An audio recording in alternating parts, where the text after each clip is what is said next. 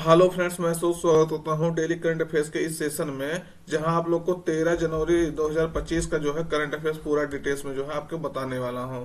तो आज आपको लोगों को ये सब महत्वपूर्ण टॉपिक आपका कवर किया जाएगा। हर करंट अफेयर्स आपका स्टेटिक जीके के माध्यम से और मैपिंग के माध्यम से जो है बताया जाएगा। तो आप लास्ट तक देखिएगा, काफी जो है महत्वपूर्ण क्वेश्चन जो है आपको बताने वाला हूं। तो शुरुआत करते हैं आज के इम्पोर्टेंट क्वेश्चन के साथ।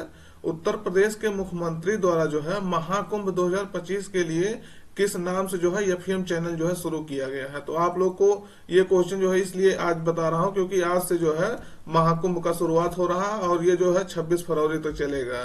तो इसलिए जो है आज ये कल क्वेश्चन ही था, लेकिन हम आज इसलिए बता रहे हैं कि इसके बारे में थोड़ा आपको जो है डिटेल्स में बता दूं। तो किस नाम से जो है एफएम चैनल शुरू किया है। तो विकल्प में है प्रयाग कुंभ, कुंभवाड़ी, प्रयागवाड़ी, सनातनवाड़ी। तो सही उत्तर आपका रहेगा कुंभवाड़ी नाम से जो है ये एफएम चैनल जो है शुरू किया गया है। तो याद रखना है आज से जो है महाकुंभ शुरुआत हो रहा है, लेकिन इसका जो है 10 तारीख को इसको लॉन्च किया गया था, 10 जनवरी को, और 10 जनवरी से ही ये जो है एफएम ये चैनल चालू हो गया है। तब से जो है यहाँ का प्रसारण हो रहा है। तो आकाशवाणी द्वारा जो है आप सब सुने होंगे, आप सुन रहे हैं समाचार आकाशवाणी से, ये सब जरूर सुने होंगे। तो आकाशवाणी ने जो है महाकुंभ 2025 के लिए स्पेशल स्पेशल रेडियो चैनल कुंभवाड़ी नाम से जो है शुरू किया है। तो किसने शुरू किया है? आकाशवाणी ने। लेकिन इसका उद्घाटन कौन किया है? तो उत्तर प्रदेश के मुख्यमंत्री योगी आदित्यनाथ द्वारा जो है 10 जनवरी 2025 को इसका उद्घाटन किया गया था। यह जो है चैनल जो बनाया गया है कुंभवाड़ी 103.5 मेगाहर्ट्ज की आवृत्ति पर जो है ये रन करेगा। तो यह चैनल जो है 10 जनवरी से 26 फरवरी 2025 तक जो है प्रसारित होगा। तो आपको पता होगा एफएम चैनल पर समाचार सुनने के लिए किसी जो है मेगाहर्ट्ज पे ले जाकर के उसको करते हैं। कई बार देखे होंगे जो है रेडियो आपका सनसनाता है, तो आपको याद होगा मेगाहर्ट्ज पे। तो ये आपको याद होगा, ये 103.5 मेगाहर्ट्ज, इसको भी आप ध्यान रख सकते हैं। अब महाकुंभ के बारे में आप जान लीजिएगा।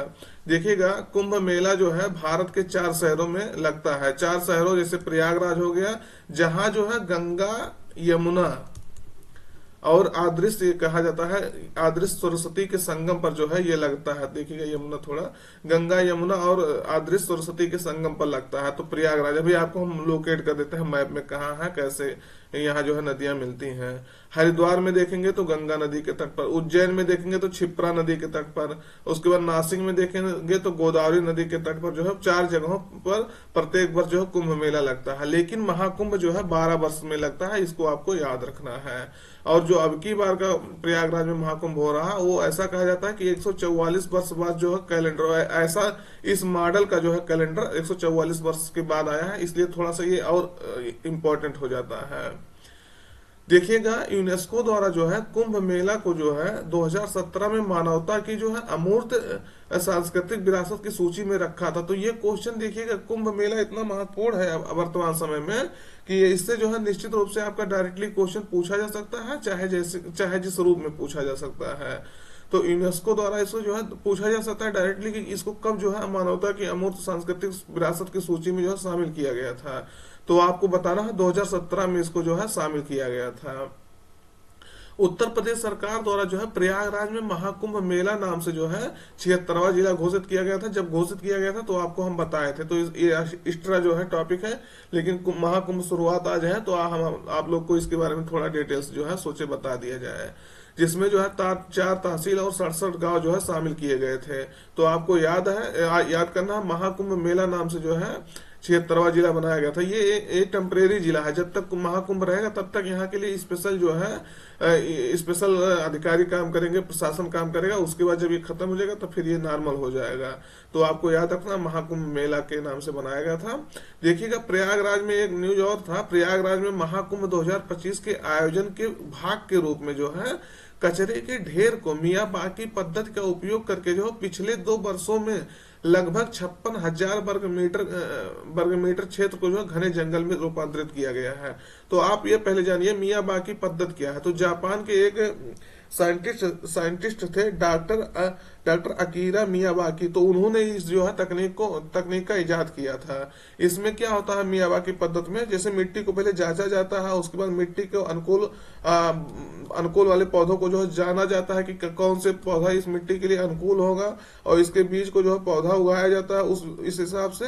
फिर 3 फीट नीचे गहरा गड्ढा खोदा जाता है, उसमें फिर खाद डाला जाता है। तो यही कह रहा कचरा का ढेर जो है उसको खाद के रूप में उसमें डाला गया था, और जो खाली जमीन था उसके 56,000 वर्ग मीटर क्षेत्र को जो है मियावाकी पद्धति से जो है वन क्षेत्र में परिवर्तित किया गया था। तो 3 फीट गहरा गड्ढा खोद करके जो है इसमें डाला जाता है, फिर नर्सरी जो है उसको निकाल करके जमीन में लगाया जाता है, और पौधों की 3 साल देखभाल करके जो है उसको यूज किया जाता है। तो याद रखना है ये मियावाकी पद्धति जापान के साइंटिस्ट थे, उनके द्वारा जो है ये दिया गया था। तो ये आपको डायरेक्टली पूछा जा सकता है मियावाकी पद्धति जो है किस देश की जो है वैज्ञानिक द्वारा दिया गया था, तो याद रखना है इसको। देखिएगा महाकुंभ मेला जो है किस तरह से कितने लोग यहाँ आकर के जो है स्नान करते हैं, कहा जाता है अपने पापों को जो है धुलते हैं। तो देख लीजिएगा, भीड़ देख के आपको लग रहा होगा कि कितने लोग जो है यहाँ आके जो है स्नान करते हैं। इस समय प्रयागराज एकदम दुल्हन की तरह जो है सजा दिया गया है। तो आप देखेंगे इमेज वगैरह में, वीडियो वगैरह में कई बार जरूर देखे होंगे, कितना जो है अच्छा लगता है देखने में प्रयागराज। तो आपको अगर कोई भी इंटरेस्टेड है तो आ सकता है अपने जो है आस्था के वो करने के लिए।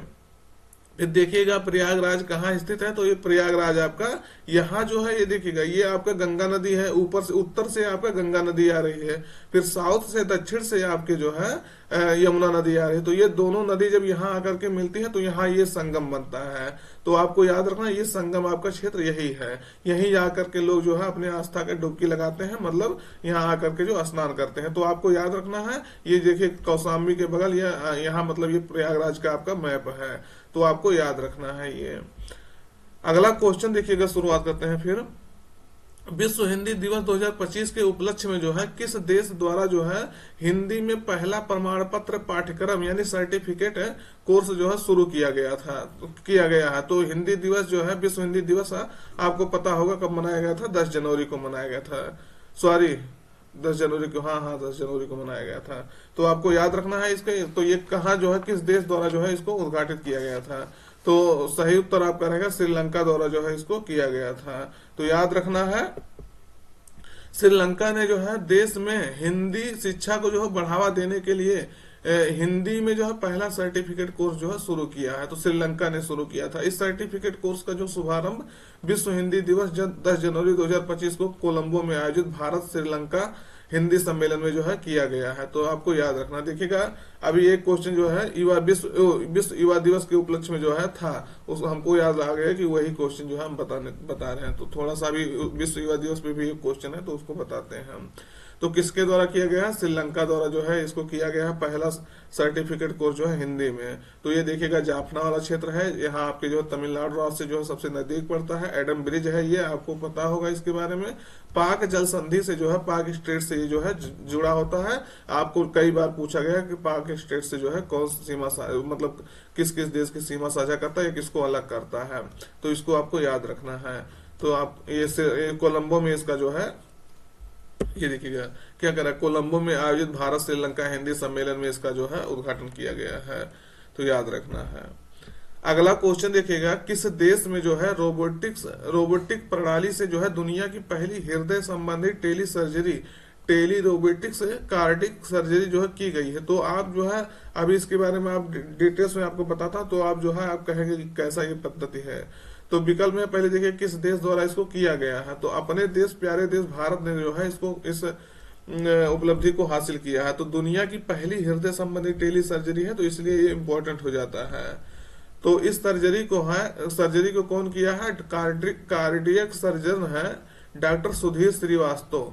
तो ये जो है इन्होंने जो है SSI मंत्रा सर्जिकल रोबोटिक तकनीक से जो है, ये तकनीक आपको याद रखना है, SSI मंत्रा सर्जिकल रोबोटिक तकनीक से डॉक्टर सुधीर श्रीवास्तव ने जो है जयपुर स्थित मणिपाल हॉस्पिटल में जो है दिल्ली NCR में बैठकर इस सफलतापूर्वक इसको जो है संपन्न किया है। इस मतलब सर्जरी को संपन्न बनाया है। रिमोट के द्वारा जो है टेली रोबोटिक्स असिस्टेड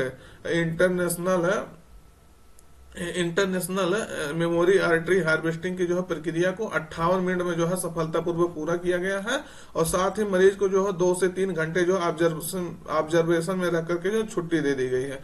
मतलब उसके जो सर्जरी था वो सफलतापूर्वक हो गया था, 2 से 3 घंटा उसको रखा गया था निगरानी में, उसके बाद उसको जो है छुट्टी दे दिया गया। तो 58 मिनट में यह प्रक्रिया जो है पूरा कर दिया गया है। एनसीआर में बैठ करके जो है, दिल्ली एनसीआर में बैठ करके सुधीर श्रीवास्तव ने यहाँ से कंट्रोल किया है उस प्रणाली से। और यहाँ जो ये मणिपाल हॉस्पिटल था उसके जो है जो मुख्य थे, उन्होंने उसको जो है रोबोटिक्स को वो दिया है, उस यहाँ सर्जरी जो है संपन्न हुआ है। तो याद रखना है दोस्त, अगर जानकारी अच्छी लग रही हो तो चैनल को सब्सक्राइब करिएगा और अपने मित्रों तक इसको जो है जरूर शेयर करिएगा।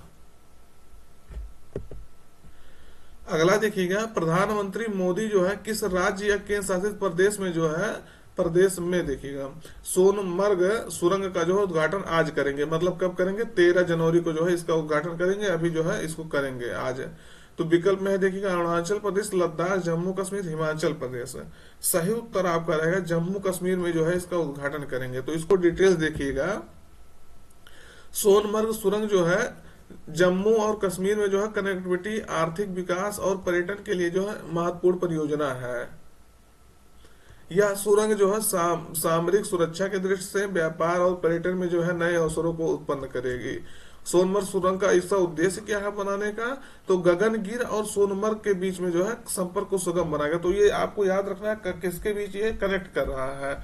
तो गगनगिर और सोनमर्ग के बीच में जो है संपर्क को सुगम बनाना है इसका उद्देश्य, जिससे जो है लोगों को बर्फबारी और हिमस्खलन से जो है प्रभावित मौसम के बावजूद जो है सुरक्षित और निर्बाध यात्रा की जो है सुविधा मिलेगी। और सुरंग की लंबाई देखेंगे तो जो है 12 किलोमीटर इसका सुरंग की लंबाई है, जिसमें जो है 6.4 किलोमीटर सुरंग है और 5.6 किलोमीटर जो है अप्रोच रोड है। तो याद रखना है। आप देखते होंगे जो है कई बार जम्मू वगैरह क्षेत्र में या पहाड़ी क्षेत्र में जो है थोड़ी सी दूरी कवर करना रहता है, 1-2 किलोमीटर, 3 किलोमीटर, लेकिन आपको जो है 50 से 8 किलोमीटर घूम के आना पड़ता है। तो उसके लिए भी ये जो है कनेक्टिविटी आसान करेगा। दूसरे नंबर जो है हिम गिरने की वजह से जो है, हिमस्खलन की वजह से भी जो है कनेक्टिविटी बाधित हो जाती है। तो इससे जो है क्या होगा, ये सब जो है इससे बचा जा सकता है। तो याद रखना है इसको।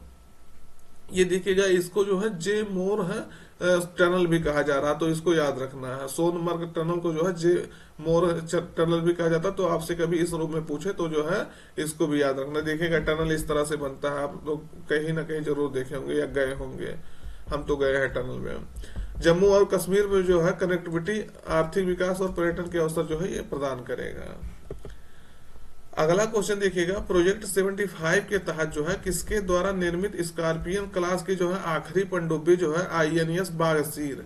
तो ये आपको याद रखना है। ये जो है प्रोजेक्ट 75 के तहत जो है 6 पनडुब्बी जो है विकसित करने का योजना था। तो ये जो है INS बागसीर को जो है भारतीय नौसेना को सौंप दी गई है। तो किसके द्वारा जो है निर्मित किया गया, किसके द्वारा बनाया गया है? तो विकल्प में है मझगांव डाक शिप बिल्डर्स लिमिटेड द्वारा, कोचीन द्वारा, गोवा शिपयार्ड लिमिटेड द्वारा, कोलकाता शिपयार्ड लिमिटेड द्वारा।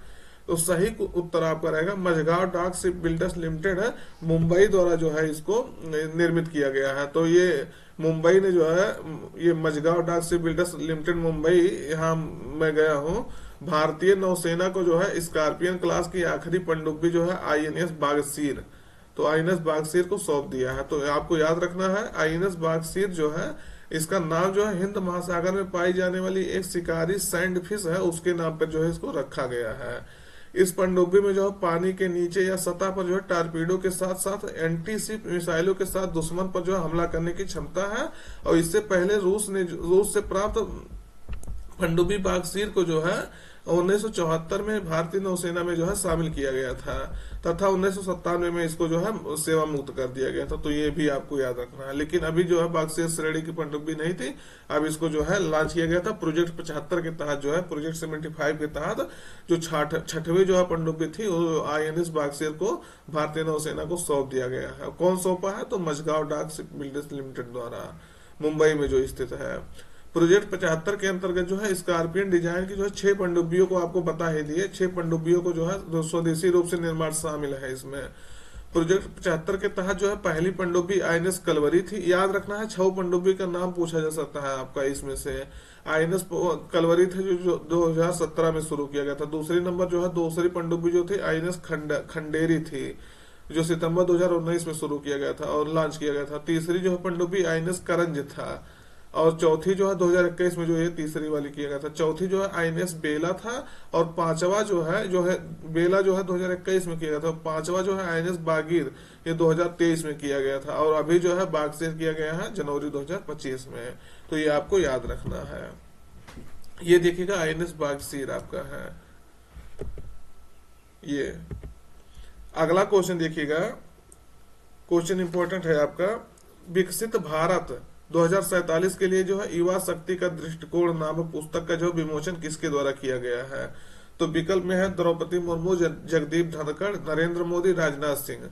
सही उत्तर आपका रहेगा नरेंद्र मोदी। प्रधानमंत्री नरेंद्र मोदी द्वारा जो है इस बुक का जो है विमोचन किया गया है। तो इसको देखिएगा, यह जो है नई दिल्ली के भारत मंडपम में जो है प्रधानमंत्री मोदी ने जो 12 जनवरी 2025 को, 12 जनवरी को कौन सा दिवस मनाया गया आपको कल हम पूरा डिटेल्स में इनके जो है स्वामी विवेकानंद के बारे में जो है पूरा डिटेल से जो है आपको बताए थे।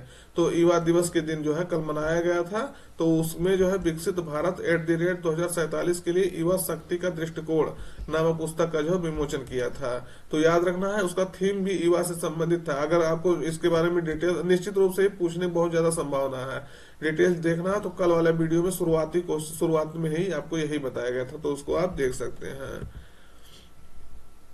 अगला क्वेश्चन देखिएगा, ये भी क्वेश्चन आपका महत्वपूर्ण हो जाता है।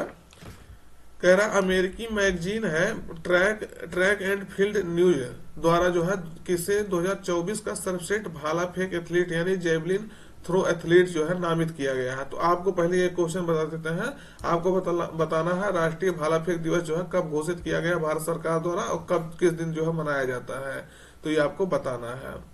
तो किसको जो है दुनिया का जो है 2024 का सर्वश्रेष्ठ भाला फेंक एथलीट घोषित किया गया? तो विकल्प में है अरशद नदीम जो पाकिस्तान में कहे हैं, एंडरसन पीटर्स जो है इनको, नीरज चोपड़ा को, जूलियन बेबर को। तो किसको जो है इसमें घोषित किया गया है?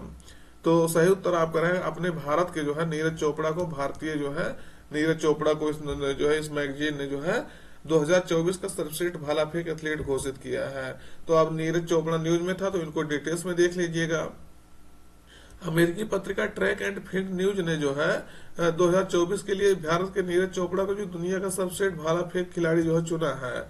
लेकिन अभी दूसरा देखेंगे तो इस पत्रिका ने जो है ग्रेनाडा के जो है खिलाड़ी हैं, भाला फेंक खिलाड़ी हैं एंडरसन पीटर्स को ये दूसरा स्थान दिया है। तो ये आपको याद रखना है।